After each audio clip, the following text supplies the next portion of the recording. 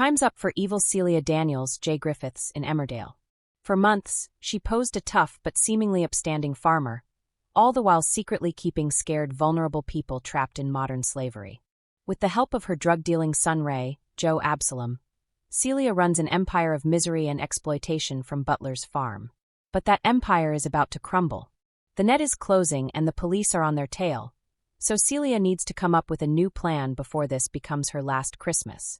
Actor J. Griffiths announced her departure from Emmerdale earlier this year after joining the soap in late June 2025, so we already know Celia's not long for the Dales. Will she make it out with her life and freedom intact? J. Griffiths shares insight on her character's headspace in the run-up to Christmas. Celia doesn't mark Christmas. She insists. And this year she is planning on them leaving the area. As it has all got too complicated, April's family are an irritant to her, and things are also getting complicated business-wise as Moira, Natalie J. Robb, is becoming troublesome by asking too many questions. Moira has already grown suspicious of Celia when she discovered her fraudulent invoices, and Marlon will not stop until he's safely freed April from the county line's drug dealing that Ray groomed her into. It's only a matter of time before Paddy discovers that they've keeping his father bear, Joshua Richards, as a slave on Butler's farm. Fleeing the village for pastures new may be the criminal duo's only option to escape an angry mob. Unfortunately for Celia, the biggest threat to her plans comes from the only person she trusts. Ray supplied muscle and dealers. Ray supplied the capacity for violence and the habit of seeing people as resources. It worked until the wolves started sniffing around the henhouse. It was Marlon who first smelled something rotten. He had long had a soft spot for April, and for reasons that had once been tender and then turned into outrage he did not let go. Marlon reads the small things. He notices the way a person answers or breaks, the pattern of a ledger line. When Moira discovered a set of invoices that did not match any known supplier, she asked questions. Moira has the instincts of a woman who has had to guard everything she loves, so she kept asking until the questions shaped themselves into suspicion. Paddy, who has always guarded the parish like it was a patch of sheep, will not rest once he thinks someone he cares for has been stolen. The police were not yet at the gate, but they were close. Statements had been whispered into phones in corners of cafes and in the backs of taxis. Social services had begun to put pressure on landlords. The slow, grinding processes of law and conscience had begun to converge into a rope around Butler's farm. Celia did not mark the 12 days of Christmas. She never had. The holiday meant inconvenience. It meant families discovering wounds and pity becoming complicated. In the past, the season had been a thermometer for her success. If everything hummed, she would let herself arrange an expensive ham or a surprise for Ray. If things were fraying, she would shut the blinds and sit in the dark counting risks. This year the thermometer read black. She sat in the kitchen of the farmhouse, a place scrubbed until the sunlight shivered off its surfaces. Ray had been at the sink earlier, his hands reddened from scrubbing away a smear he did not want to explain. He is younger than her. There is a reckless softness to him when he is with people he loves. Laurel had been a witness to that softness. The village had drawn a small, hopeful arc for Ray when he met Laurel. Love had, briefly, opened the possibility of another life. For Celia, that was the most dangerous change. "Pack light," she told him, not looking up. Her voice was a dull instrument, used to delivering orders. "We leave before night." He obeyed. He always had. Ray had cut his teeth on obedience. It was what had kept him alive on the streets, and what had made him good at elbows-in work. But there was love in him now, a thicket of loyalty and contradiction that did not entirely belong to Celia. Laurel had made him softer in ways he could not fully articulate.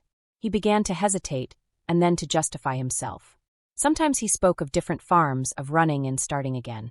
Those conversations were practical, and Celia listened with the patience of a woman who knows the cost of doubt. "They will come after us," he said once, voice tight. "If they ask questions, if April speaks." "April will be fine," Celia said. It was not comfort. It was certainty. "We move, we set up, we are ghosts. People like you and me know how to dance between towns." It is true, those like Celia have done it before. They know the pattern. Find a farmhouse with an outdated council tax record, set up a network of one-hour workers and sleeping arrangements meant for animals, run a tight ledger, and move at the first sign of trouble. It is not romantic. It is survival and exploitation dressed in the same suit. Celia has the memory of dozens of moves, of lives that blurred into commodities and of knives that cut accounting books into lines of plausibility. She has no illusions about consequences. She plans for inevitability. But Ray had not expected the human variable that would fracture their plan. Love. Laurel. The quiet, ordinary kindnesses that worked like salts and softened the crust around his heart. The choice to love made him forget to be ruthless. It made him see the face of the woman he had been ordered to observe, and in seeing her he found his own edges. Celia watches them from the hallway. Her eyes are a map of calculation. She has a folder with names, dates, and stamped receipts. She has with her keys to outbuildings and bank accounts that move through clean intermediaries. She has a car with a boot the size of a coffin. She has a list of people who will take money for silence. But also she has the knowledge that the most reliable enemy is one who is trusted. Ray, she says one night in the dark when Laurel is sleeping over and the farmhouse hums with the soft music of normal domesticity. You love her. He does not answer at once. He breathes as if trying to make himself small. I do. Celia does not exhibit surprise. She notes, instead, a crack in the edifice that others might have failed to see. Love is a lever, and she could either use it or be broken by it. There are moments when she considers breaking him as if he were a tool that no longer functions. But Celia is not wasteful. Ray still has a purpose. So we leave now, she says. If we stay, they will find us. If we go quickly, they may not trace us. Ray looks up. His eyes are raw. And Laurel, you find someone who can pretend to be your cousin, Celia says. You say you are visiting. You come back for me when it is safe. He shakes his head. He cannot imagine leaving Laurel asleep in his life like a tender thing he will always have to come back to. The idea of leaving her is a bruise. The plan begins to coagulate like fear. They will leave at dawn. Celia writes lists and packs a bag with hands that refuse to tremble. Later she will burn records and move accountants through shell companies.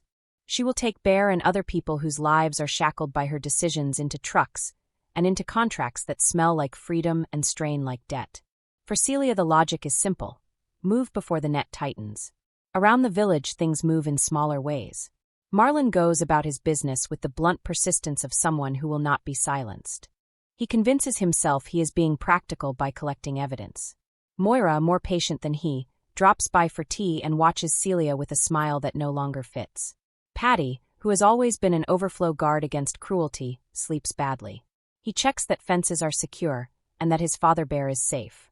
He cannot know, not yet, that Bear's name is written in the margins of a ledger on a farm with the outline of bondage drawn in chalk. Bear is an old man who remembers things the way old men remember. In fragments, in smells, in moments where a song can make a past life bloom. He has been held, moved, faded into the background of the farm as if time and labor were the same thing. For him the world is smaller now. A sandwich tastes like a festival. A bit of sun on the back is glory. He does not have the words for the crimes that have enclosed him. He has the simple, human need to be seen. Celia has, in her heart, a cold habit of treating attachments as currency. When Ray loves, he is weaker. When Bear looks at Patty, something starts to unravel in the ledger that Celia has kept so meticulously. The night before they are due to leave there is a storm. Snow rattles the windows and makes a sound like knives against tin. Celia does not sleep. She walks the yards, counting animals and workers, checking locks. There is only one thing she cannot calculate. What Ray will do when forced to choose between his mother and the woman who has taught him to weep. Laurel visits with a basket of bread. She is unaware of the scale of what moves through the farmhouse. She thinks of small kindnesses and chafing bowls. Celia watches the ease with which Laurel moves in a kitchen and envies the simplicity of that ease. She appreciates efficiency. Laurel offers something else. Ray sees that ease and it makes his chest ache with odd, new tenderness. You do not have to go, Laurel tells Ray quietly when they are alone. You can stay. There is help. We can call someone. We can go to the police. You do not have to run anymore. Ray closes his eyes. His face in that moment reads like a ledger being rewritten. Celia watches from the doorway. Her presence is a shadow over what might have been mercy. In the cradle of a farmhouse, a small human argument unspools into consequence. The morning arrives with a clarity that makes the world seem sharply edged. They load the truck. The men they have kept are moved into the back with the blank expressions of those who have been pushed beyond hope. Celia tells them they are going to a new place where the work is better, where the weather will be kinder.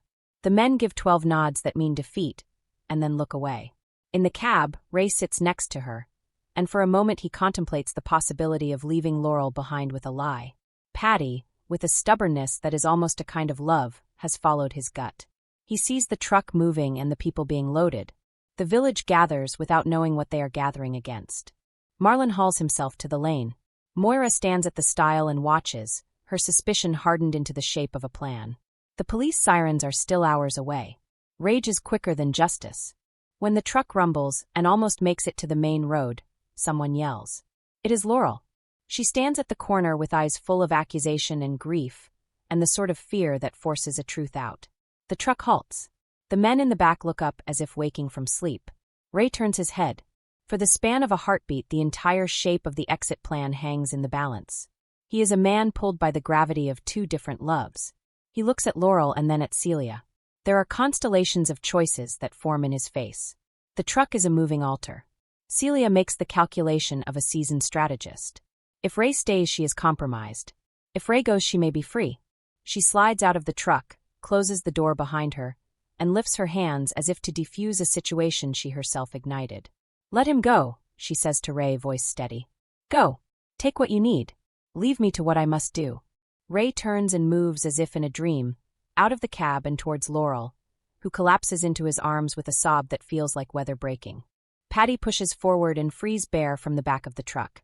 For a moment the village is a beating heart full of motion. The police arrive with clipped, precise words. Evidence is taken, statements are recorded, faces are read into the ledger of the law. Celia does not run. She watches as her empire of misery collapses into shouting and shaking hands. Her calculations have failed. The one person she had thought most reliable has walked away with a lover's bundle of hope. Without Ray, she is a solitary creature with nothing but a past and its tools. There are scenes later that are messy and fierce. There is a fight confirmed for the new year, an altercation that will be played out in a strobing of confrontation and confession. People will choose sides. Secrets will be bared like knives on a butcher's block. Celia will stand in the center of attention and measure her possible escapes. There will be shouting, there will be legal procedures, there will be grief. Jay Griffiths hinted once that Celia does not mark Christmas. It is true. Celia marks survival.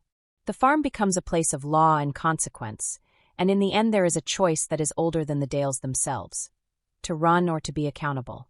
Celia contemplates the way a woman who once shot her own dog with a smile might be remembered.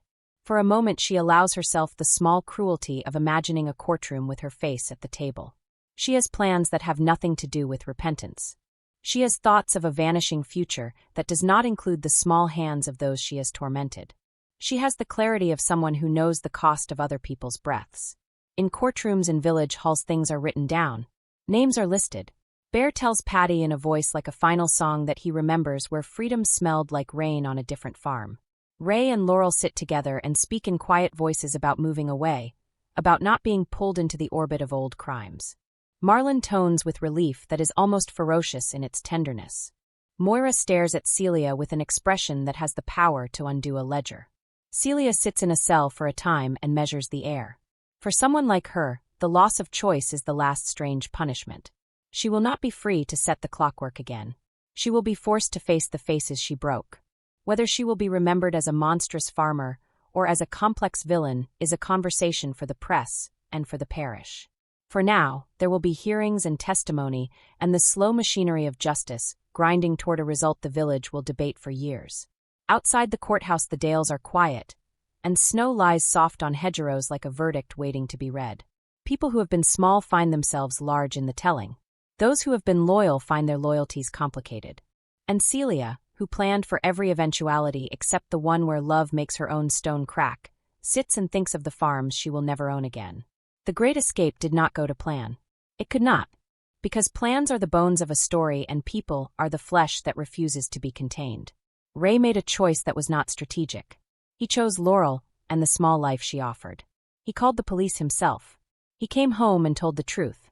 Thanks for watching. Don't forget to like, comment, and subscribe to Emmerdale Echoes.